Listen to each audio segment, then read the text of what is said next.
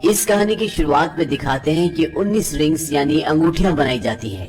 ये सब ताकत की रिंग्स होती हैं और इन 19 रिंग्स में से 3 रिंग्स एल्व्स को दी जाती हैं।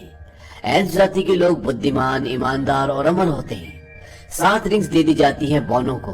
बौने पहाड़ी इलाकों में रहते हैं और शिल्पकारी में बहुत अच्छे होते हैं। और 9 रिंग्स दे दी जाती है मानव जाति को, जिन्हें ताकत की चाहत सबसे ज्यादा होती है। ये रिंग्स बहुत शक्तिशाली होती हैं और जिस भी जाति के लोगों के पास उनकी रिंग्स होंगी वो अपनी जाति पर हुकूमत करेंगे। लेकिन धोखे से एक और रिंग बनाई गई और ये रिंग बनाई गई डार्क लॉर्ड सौरोन यानी अंधेरों के स्वामी सौरोन के द्वारा। और इस रिंग में अपनी क्रूरता, दुष्टता और हर एक जाति पर हुकूमत करने की अपनी ख्वाहिश को डालता है। दरअसल सौरोन ऐसी रिंग बनाता है जो सबसे ताकतवर होती है और सब पर राज कर सकती है। रिंग बनने के बाद सौरोन एक एक करके सबको अपना गुलाम बनाना शुरू कर देता है। पर इंसानों और एल्व्स की आखिरी सेना मिलकर सौरोन के खिलाफ लड़ती है और उन्हें जीत भी मिल रही होती है। पर जब सौरोन खुद लड़ाई में आ जाता है तो बाजी पूरी तरह से पलट जाती है और इसी दौरान सौरोन इंसानों के राजा को भी मार देता है। पर तभी उसका बेटा इसिल्डुर वहां पहुंच जाता है और वो अपने पिता की तलवार उठा रहा होता है। तभी सौरोन उसके पिता की तलवार पर अपना पैर रख देता है और वो टूट जाती है। इसके बाद वो अपना हाथ राजा के बेटे की तरफ बढ़ाता है, पर तभी वो अपने पिता की टूटी हुई तलवार से उसकी उस उंगली को काट देता है जिस पर उसने रिंग पहनी होती है। और उस रिंग के उसके शरीर से अलग होने के बाद सौरोन और उसकी पूरी सेना राख बनकर उड़ जाती है और इस तरह सौरोन हार जाता है। और अब रिंग राजा के बेटे इसिल्डुर के पास है। इस रिंग की सबसे खास बात ये होती है कि जिसके पास भी होती है वो इसके मोह से बच नहीं पाता। वो इसे किसी भी कीमत पर छोड़ना नहीं चाहता, मानो वो पूरी तरह से इस रिंग के वश में हो। और अब जब रिंग राजा के बेटे के पास है तो उसके पास एक मौका है। वो इसे खत्म करके दुष्टता को हमेशा के लिए खत्म कर सकता है। लेकिन वो भी इसके मुंह से बच नहीं पाता। वो इसे अपने साथ रखता है और एक बार जब वो अपनी सेना की टुकड़ी के साथ कहीं जा रहा होता है तभी उस पर सौरोन के कुछ बचे हुए लोग हमला कर देते हैं। राजा का बेटा इसिल्डुर उस अंगूठी को अपने हाथ में पहन लेता है और जिससे वो गायब हो जाता है और वहां से भागने के लिए वो एक तालाब में कूद जाता है। लेकिन ये अंगूठी ये रिंग राजा के बेटे को धोखा देती है और वो उसके हाथ से निकल जाती है। और जैसे उसके हाथ से निकलती है वो दोबारा दिखना शुरू हो जाता है और ऊपर से सौरोन के लोग उस पर तीर चला देते हैं जिससे उसकी मौत हो जाती है और वो रिंग उसी तालाब में कहीं खो जाती है। और अगले 2500 साल तक वो रिंग उसी तालाब में रहती है। और 2500 साल के बाद वो रिंग एक बार फिर अपना शिकार चुनती है और रिंग चली जाती है गोलम के पास। गोलम को उस रिंग का नशा हो जाता है, वो उसके वश में हो जाता है और वो उसे पहाड़ों की गहरी गुफाओं में ले जाता है। और वो रिंग गोलम को लंबी जिंदगी बख्शती है और अगले 500 सालों तक वो रिंग गोलम के पास रहती है। लेकिन एक दिन वो रिंग गोलम को भी छोड़कर चली जाती है। दरअसल वो पहाड़ से गिर जाती है और वो एक ऐसे प्राणी को मिलती है जिसके बारे में खुद कभी रिंग ने सोचा भी न था। वो मिलती है एक हॉबिट को। इसका नाम होता है बिल्बो बैगिंस और एक शहर का रहने वाला होता है। हॉबिट्स दरअसल वो प्रजाति होती है जो बौनों से थोड़े से लंबे और आम इंसानों से थोड़े से छोटे होते हैं। ये ना योद्धा होते हैं ना शिल्पकार। इन्हें जिंदगी में सिर्फ एक ही चीज आता है और वो है खुश रहना। ये खाते पीते नाचते गाते मस्ती करते हैं और इनका शहर शायद बहुत ही खुशहाल शहर होता है। और अब बिल्बो बैगिंस उस अंगूठी को अपने साथ अपने शहर शायर ले आता है। बिल्बो बैगिंस का एक दोस्त भी होता है जिसका नाम होता है गैंडाल्फ। गैंडाल्फ एक बहुत बड़ा जादूगर है, बहुत शक्तिशाली है, लेकिन वो अपने जादू का, अपनी शक्ति का इस्तेमाल कभी भी गलत कामों के लिए नहीं करता। वो हमेशा अपनी शक्ति का इस्तेमाल इंसानियत के लिए करता है। और आज कई सालों बाद वो अपने दोस्त से मिलने उसके शहर शायर आया है क्योंकि आज बिल्बो बैगिंस का जन्मदिन होता है और बिल्बो बैगिंस के पास इस अंगूठी को आज कई साल हो चुके हैं। बिल्बो बैगिंस की उम्र 111 साल हो चुकी है, लेकिन वो इतना बूढ़ा लगता नहीं है और ये ताकत उसे अंगूठी देती है और वो किसी भी हालत में अंगूठी से अलग नहीं होना चाहता। लेकिन अब बिल्बो बैगिंस शहर को छोड़कर जाना चाहता है। दरअसल वो एक किताब लिख रहा होता है और वो उस किताब को पूरा करने के लिए इस शहर को छोड़कर जाना चाहता है। लेकिन गैंडाल्फ को पता चल जाता है कि उसके पास एक रिंग है जो कि बहुत ही खतरनाक और बहुत ही शक्तिशाली है। वो बिल्बो बैगिंस को बोलता है कि वो उस अंगूठी को छोड़ दे, उस रिंग को छोड़ दे। लेकिन बिल्बो बैगिंस उसे नहीं छोड़ना चाहता। लेकिन बहुत समझाने के बाद वो उस रिंग को वहीं छोड़कर अपने सफर पर निकल जाता है। अब जब फ्रोडो घर आता है, फ्रोडो दरअसल बिल्बो का एक रिश्तेदार होता है जिसके माँ बाप के मरने के बाद बिल्बो ने उसे पाला होता है और इसीलिए बिल्बो के बाद उसकी हर चीज का वारिस फ्रोडो है। फ्रोडो गैंडाल्फ से पूछता है कि बिल्बो कहाँ है। गैंडाल्फ बोलते कि वो चला गया हमेशा के लिए एल्फ्स के पास, अब वो वहीं रहेगा और अपनी किताब पूरी करेगा। फ्रोडो वहां पड़ी रिंग को उठाता और गैंडाल्फ से बताता है कि ये सौरोन की रिंग है जो बहुत ताकतवर है और तुम्हें इसकी हिफाजत करनी होगी क्योंकि सौरोन इसे हासिल करना चाहता है। फ्रोडो बोलता है कि सौरोन तो मर चुका है। दरअसल इन्होंने सौरोन के बारे में किस्से कहानियों में सुना होता है। गैंडाल्फ बोलते हैं सौरोन मर चुका था लेकिन उसकी आत्मा जिंदा रही, उसकी जान इस रिंग में कैद है और अब सौरोन लौट चुका है, उसकी शक्तियां बढ़ रही हैं और उसे पूरी दुनिया को अपने कब्जे में करने के लिए बस इस रिंग की जरूरत है और वो इसे ढूंढ रहा है। और ये रिंग खुद भी सौरोन के पास जाना चाहती है क्योंकि ये दोनों एक ही हैं। फ्रोडो बोलता कि हम इस रिंग को कहीं छुपा देते हैं क्योंकि किसी को नहीं पता कि रिंग यहाँ है। गैंडाल्फ बोलता है कि काश ये सच होता। दरअसल गोलुम को पता था कि रिंग बिल्बो के पास है और वो दुश्मन के हाथ लग गया और अब सौरोन जानता है कि रिंग इस शहर में है और वो बैगिंग्स खानदान के पास है और तुम्हें इस रिंग को लेकर यहाँ से जाना होगा।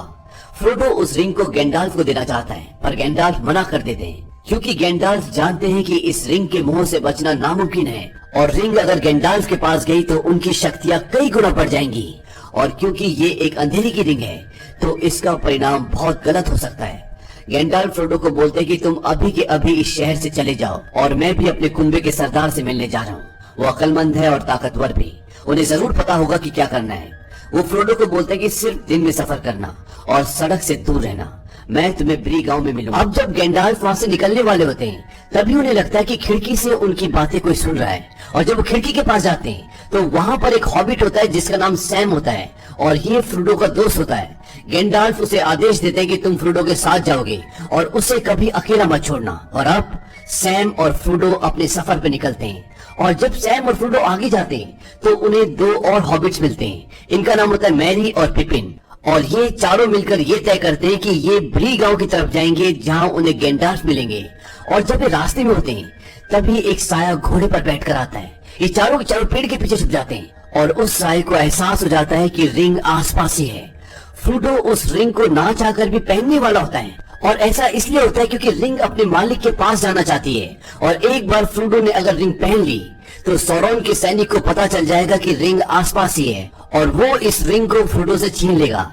लेकिन तभी सैम उसे रोक देता है और ये चारों के चारों वहां से भागना शुरू करते हैं और वो काला साया जो सौरोन का सैनिक है वो इनका पीछा करना शुरू करता है। वहीं से थोड़ा दूर नदी में एक नाव होती है, ये चारों हॉबिट्स जल्दी से उस नाव में बैठते हैं और वहां से आगे निकल जाते हैं और वो काला साया इन्हें देखता रह जाता है, वो इन्हें नहीं पकड़ पाता और ये उस जगह पहुंच जाते हैं जहाँ गैंडाल्फ ने इन्हें मिलने के लिए बुला होता है। वहीं दूसरी तरफ ये दिखाते हैं कि जब गैंडाल्फ अपने कुनबे के सरदार से मिलता है और उसे सारी बातें बताता है तो उनका सरदार बोलता है कि हमें सौरोन के साथ मिल जाना चाहिए। दरअसल वो ऑलरेडी सौरोन के साथ मिल चुका होता है। वो गैंडाल्फ को बोलता है कि हम सौरोन से नहीं जीत सकते, हमें उसका साथ देना होगा, लेकिन गैंडाल्फ उसका साथ देने से मना कर देता है और वो गैंडाल्फ को बंदी बना लेता है। इसीलिए गैंडाल्फ अब इस जगह नहीं पहुंचता और ये चारों हॉबिट जब उसका इंतजार कर रहे होते हैं तो वहां पर एक और आदमी होता है जिसका नाम होता है स्ट्राइडर और वो जंगल में रहने वाला होता है, उससे कोई बात नहीं करता और वो इन चारों हॉबिट्स को बहुत ध्यान से देख रहा होता है। गैंडाल्फ ने फ्रोडो को मना किया होता है कि किसी को मत बताना कि तुम्हारा नाम फ्रोडो बैगिंस है क्योंकि सौरोन के आदमी को पता है कि बैगिंस के पास ये अंगूठी है, इसीलिए वो किसी को अपना असली नाम नहीं बताता। लेकिन इन चारों हॉबिट्स में से एक जो पिपिन होता है वो वहीं उस बार में रेस्टोरेंट में जहां पर एक खाना खा रहे होते हैं किसी को बता रहा होता है कि हमारे साथ एक बैगिंस है। तभी फ्रोडो भागता हुआ उसकी तरफ जाता है ताकि उसे रोक सके और उसका पैर फिसल जाता है, वो गिर जाता है और उसके हाथ से अंगूठी उछलकर ऊपर हवा में उड़ जाती है और जब उसे पकड़ने की कोशिश करता है तो अंगूठी उसकी उंगली में चली जाती है और जैसी अंगूठी उसकी उंगली में जाती है वो गायब हो जाता है। तो सौरोन के आदमियों को पता चल जाता है कि अंगूठी कहाँ है और वो सारे इसी ओर बढ़ते हैं जहाँ पर ये चारों के चारों हॉबिट्स हैं। इसके साथ साथ फ्रोडो को सौरोन की आंख भी दिखती है जो चारों तरफ आंख की लपटों से घिरी होती है और वो बोलता है कि मुझे पता है कि तुम कहाँ हो और यहाँ सिर्फ मौत है। इसके बाद फ्रोडो उस अंगूठी को अपनी उंगली से निकाल देता है और वो वापस विजिबल हो जाता है। तभी वहां पर जो आदमी होता है जिसका नाम स्ट्राइडर है वो उसे पकड़कर एक कमरे में ले जाता है और वो उससे बोलता है कि तुम अपना ध्यान दूसरों की तरफ कुछ ज्यादा आकर्षित करते हो, तुम ऐसा नहीं कर सकते क्योंकि जो तुम्हारे पास है बहुत खास है और मुझे पता है कि तुम्हारे पीछे कौन है। और वो रात को उन्हें उनके कमरे में ना सोने देकर अपने कमरे में सुलाता है। तभी रात को ये दिखाते हैं कि सौरोन के आदमी उनके कमरे में जाते हैं लेकिन उन्हें वहां पर कोई नहीं मिलता, लेकिन फ्रोडो और उसके दोस्त उन आदमियों को खिड़की से देख रहे होते हैं। फ्रोडो बोलता है कि ये कौन है वो आदमी जिसका नाम स्ट्राइडर है वो बोलता है कि ये सौरोन के आदमी है, और वो फ्रोडो और उसके दोस्तों को बोलता है कि हम गैंडाल्फ का इंतजार और ज्यादा नहीं कर सकते, हमें यहाँ से निकलना होगा। और सुबह ये पांचों के पांचों जंगल की तरफ निकल जाते हैं। तभी इनमें से एक पूछता है कि हम जा कहाँ रहे हैं। स्ट्राइडर बोलता है कि एल्व्स के घर, और ये पांचों के पांचों एल्व्स के घर की तरफ निकल पड़ते हैं। अब 2 दिन का सफर तय करने के बाद ये रात को एक किले में आसरा लेते हैं। स्ट्राइडर बोलता है कि मैं आसपास कुछ देखकर आता हूँ, तुम सब यहीं रुको। और वो जाने से पहले सबको हथियार देकर जाता है। और जब फ्रोडो सो रहा होता है तो बाकी के तीनों हॉबिट्स वहाँ पर आग जलाकर कुछ पका रहे होते हैं। तभी वहाँ पर फ्रोडो भागता हुआ आता है और आग बुझा देता है। वो बोलता है कि तुम्हें यहाँ पर आग नहीं जलानी चाहिए थी। और तब तक सौरोन के आदमी उस उजाले को देख लेते हैं और वो उनकी तरफ बढ़ना शुरू करते हैं और धीरे धीरे वो उस किले तक पहुंच जाते हैं। अब वहाँ पर स्ट्राइडर नहीं होता और वो उन पर हमला कर देते हैं। और जब वो फ्रोडो को मारने वाले होते हैं तभी फ्रोडो उस अंगूठी को पहन लेता है और वो गायब हो जाता है। लेकिन सौरोन का आदमी फिर भी उन्हें देख सकता है, क्योंकि ना वो इंसान है ना मुर्दा, और वो फ्रोडो को तलवार से मार देता है। तभी वहाँ पे स्ट्राइडर आ जाता है और उस सबको मार देता है। और अब फ्रोडो घायल है, वो वापस इसी दुनिया में आ जाता है। और इसके बाद स्ट्राइडर और तीनों हॉबिट्स फ्रोडो को वहाँ से इलाज के लिए लेकर जाते हैं। लेकिन जहाँ उन्हें पहुंचना है वो यहाँ से 6 दिन की दूरी पर है। और फ्रोडो की तबीयत लगातार खराब हो रही होती है, उसका शरीर ठंडा पड़ रहा होता है। तभी एक हॉबिट स्ट्राइडर से पूछता है कि इसको क्या हो रहा है। स्ट्राइडर बोलता है कि ये प्रेतों की दुनिया में जा रहा है, क्योंकि ये सौरोन के आदमी की तलवार से घायल हुआ है, इसीलिए ये अब उनकी दुनिया में जाने वाला है। और तभी वहाँ पर एक एल्फ आती है। ये स्ट्राइडर को जानती है क्योंकि ये स्ट्राइडर से प्यार करती है। वो उसे बोलती है कि पिछले 2 दिन से मैं तुम सबको ढूंढ रही हूँ, तुम्हारे पीछे 5 प्रेत पड़े हुए हैं, और अब मुझे फ्रोडो को अपने राज्य रिवेंडल ले जाना पड़ेगा, जहाँ मेरे बाबा इसका इलाज कर सकते से ठीक कर सकते हैं। स्ट्राइडर बोलता है कि 5 प्रेत आसपास ही, तुम्हें ध्यान से जाना होगा। वो कहती है कि एक बार मैं नदी पार कर लूं उसके बाद वो प्रेत मेरा कुछ भी नहीं बिगाड़ सकते। और इसके बाद वो फ्रोडो को घोड़े पर बिठाकर वहाँ से निकल पड़ती है। और तभी वो 5 प्रेत उसका पीछा करना शुरू कर देते हैं। लेकिन किसी तरह से वो नदी को पार करके रिवेंडल पहुंच जाती है। और जब वो 5 प्रेत नदी को पार करने की कोशिश करते हैं तो नदी में एक सैलाब आता है और वो पांचों के पांचों बहकर आगे निकल जाते हैं। इसके बाद जब वो अपने राज्य पहुंच जाती है तो उसी एल्फ के पिता फ्रोडो को ठीक कर देते हैं। और जब फ्रोडो को होश आता है तो उसके सामने गैंडाल्फ बैठे होते हैं। फ्रोडो उनसे बोलता है कि आप हमसे मिलने आए क्यों नहीं, हम आपका इंतजार कर रहे थे। और इसके बाद गैंडाल्फ फ्रोडो को सारी कहानी सुनाते हैं कि कैसे उन्हें बंदी बना लिया गया था और कैसे वहां से छूट कर आए। जब फ्रोडो और उसके सभी दोस्त रिवेंडल पहुंच चुके हैं जहां एल्फ्स रहते हैं तो इन्हें लगता है कि अब वो रिंग उन्हें देकर वापस अपने घर जा सकते हैं। पर जब गैंडाल्फ एल्फ्स के राजा से बात करता है तो मना कर देता है। वो बोलता है कि हम ये जगह छोड़कर जा रहे हैं क्योंकि ये सुरक्षित नहीं है। गैंडाल्फ बोलता है कि हमें इंसानों की मदद लेनी चाहिए। एल्फ्स का राजा बोलता है कि इंसान कमजोर है और आज जो भी मुसीबत आई है इसका कारण इंसान ही है।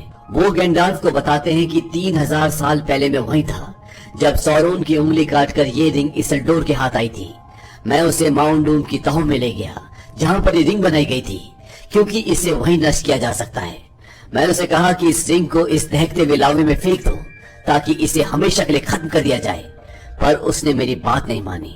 और उसके बाद राजाओं का वक्त खत्म हो गया और अब इंसान कमजोर हो चुके हैं। इसके बाद ये एक मीटिंग बुलाते हैं जहाँ पर अलग अलग जगह से ताकतवर लोग आते हैं। और यहाँ पर यह भी पता चलता है कि स्ट्राइडर का असली नाम एरागॉन है और ये इंसानों की राजगद्दी का हकदार होता है।